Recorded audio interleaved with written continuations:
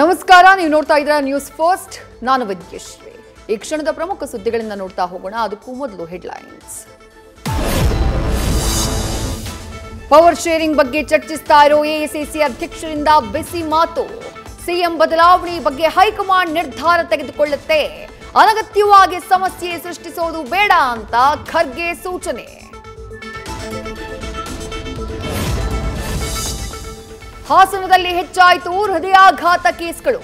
ಕಾರಣ ಏನು ಅಂತ ಪರಿಶೀಲನೆ ಮಾಡಿ ವರದಿ ನೀಡೋಕೆ ಆರೋಗ್ಯ ಇಲಾಖೆ ಆದೇಶ. ರಿಪೋರ್ಟ್ ನೋಡಿ ಮುಂದಿನ ಕ್ರಮ ಎಂದ ಆರೋಗ್ಯ ಸಚಿವ ದಿನೇಶ್ ಗುಂಡೂರಾವ್. ಜೋರಾಗಿ ಬೀಸಿದ ಗಾಳಿಗೆ ಏಕಾಏಕಿ ಕುಸಿದ ಶಾಲೆಯ ಮೇಲ್ಛಾವಣಿ.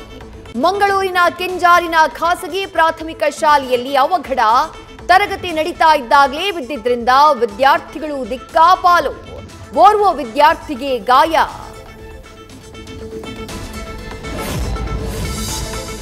ಪತ್ನಿಯ ತಂಗಿ ಮೇಲೆ ಕಣ್ಣು ಹಾಕಿದ್ದವನ ಕಿಡ್ನಾಪ್. ವಿನಾಯಕ್ ಎಂಬಾತನನ್ನ ಅಪಹರಿಸಿ ಶೆಡ್ಗೆ ಕರೆದೊಯ್ದು ಥಳಿತ. ರೇಣುಕಾಸ್ವಾಮಿ ಕೊಲೆ ಮಾದರಿಯಲ್ಲೇ ಹುಬ್ಬಳ್ಳಿಯಲ್ಲೊಂದು ಘಟನೆ. ಬಿಗ್ ಬಾಸ್ ಸೀಸನ್ 12ರ ಕುರಿತು ಮಹತ್ವದ ಸುದ್ದಿಗೋಷ್ಠಿಗೆ ಕೌಂಟ್ ಡೌನ್. ಕಿಚ್ಚ ಸುದೀಪ್ ಈ ಬಾರಿ ಹೋಸ್ಟ್ ಮಾಡ್ತಾರಾ ಅನ್ನುವ ಪ್ರಶ್ನೆಗೆ ಕೆಲವೇ ಕ್ಷಣದಲ್ಲಿ ಉತ್ತರ. ಅಭಿಮಾನಿಗಳಲ್ಲಿ ಹೆಚ್ಚಾಯಿತು ಕಾತರ.